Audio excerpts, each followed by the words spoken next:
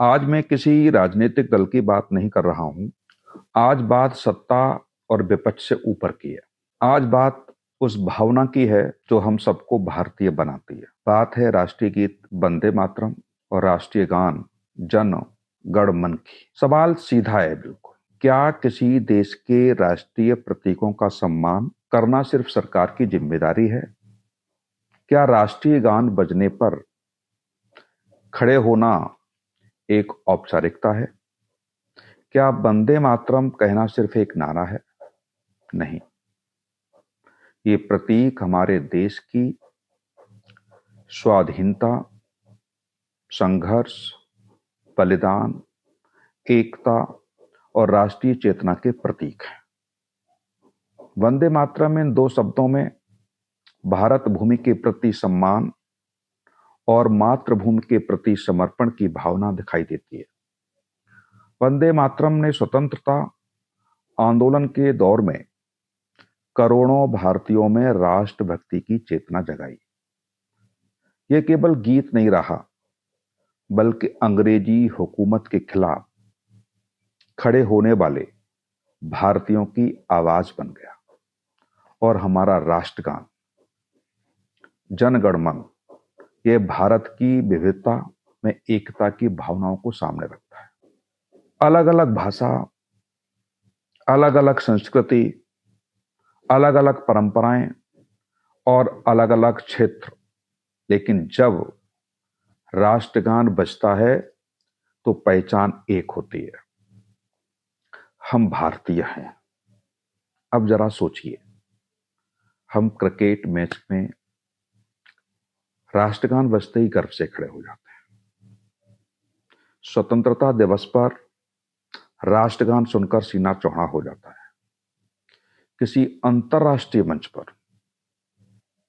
तिरंगा लहराता है तो हमारी आंखों में चमक आ जाती है। सवाल यह है, क्या राष्ट्र सम्मान सिर्फ कैमरे के सामने दिखाने की चीज है? अगर राष्ट्रगान के समय कोई जानबूझकर उसका अपमान करता है, राष्ट्रगीत का मजाक उड़ाता है और राष्ट्रीय प्रतीकों को अपमानित करने को अपनी तथाकथित आजादी समझता है, तो उससे सवाल पूछना बहुत जरूरी हो जाता है।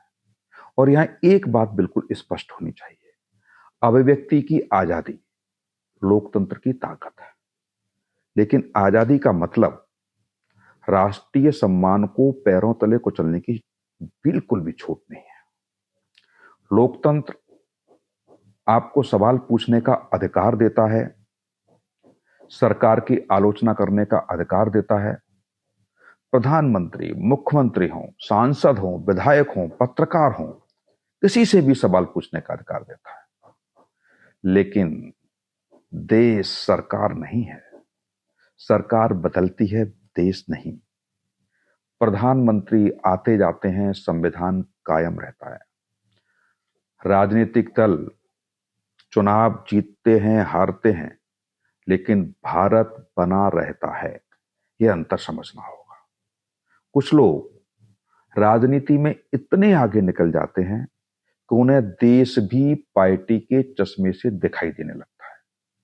सरकार अच्छी तो देश अच्छा, सरकार खराब तो देश खराब।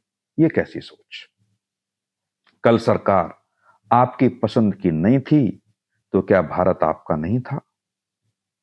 आज सरकार आपकी पसंद की नहीं है तो क्या तिरंगे का सम्मान कम हो जाएगा?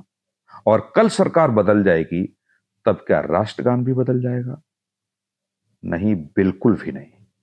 राजनीतिक असहमति लोकतंत्र की खूबसूरती है, लेकिन राष्ट्र का अपमान लोकतांत्रिक बहस नहीं है। यहां एक और सावधानी जरूरी है। हमें हर उस व्यक्ति को देशद्रोही कहने की आदत भी छोड़नी होगी जो राष्ट्रगान या राष्ट्रगीत से जुड़े किसी विषय पर सवाल उठाता है।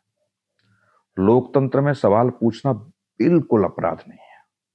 किसी घटना की आलोचना और जानबूझकर राष्ट्रीय प्रतीकों का अपमान, दोनों को एक तराजू में नहीं तौला जा सकता। लेकिन जो व्यक्ति जानबूझकर राष्ट्रगान का अपमान करें, राष्ट्रगीत का मजाक बनाएं, तिरंगे का अपमान करें और फिर इसे अपनी महान राजनीतिक उपलब्धि बताकर तालियां बजवाएं, तो उससे सवाल तो जरूर होना चाहिए। क्योंकि देशभक्ति का मतलब सिर्फ सोशल मीडिया पर तिरंगा लगाने से नहीं है। देशभक्ति का मतलब है देश के कानून का सम्मान करना, संविधान का सम्मान करना, नागरिकों के अधिकारों का सम्मान करना, अपने कर्तव्यों को समझना और राष्ट्र के सम्मान को अपनी राजनीति से ऊपर रखना। आज जरूरत इस बात की है कि राष्ट्रगान को केवल कार्यक्रम की शुरुआत और अंत की रस्म न बनाया जाए। बच्चों को यह बताया जाए कि जब पूरा देश राष्ट्रगान के लिए खड़ा होता है तो वह किसी व्यक्ति के सामने नहीं, बल्कि राष्ट्र की सामूहिक चेतना के सामने खड़ा होता है। वंदे मातरम बोलने वाला किसी पार्टी, किसी धर्म का व्यक्ति नहीं होता। जनगण मन का सम्मान करने वाला किसी विचारधारा की सदस्यता लेकर पैदा नहीं होता।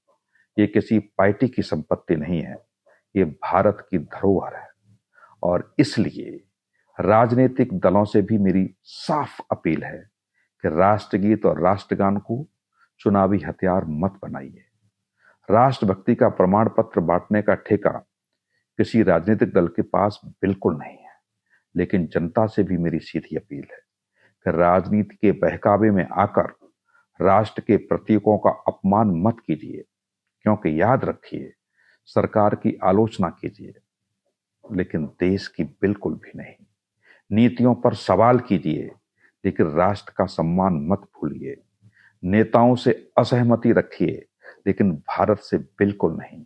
और अंत में बस इतना, जिस देश ने हमें पहचान दी, जिस मिट्टी ने हमें जन्म दिया, जिस संविधान ने हमें अधिकार दिए, जिस लोकतंत्र ने हमें अपनी बात कहने की आजादी दी, उस राष्ट्र के सम्मान की जिम्मेदारी भी हमारी है।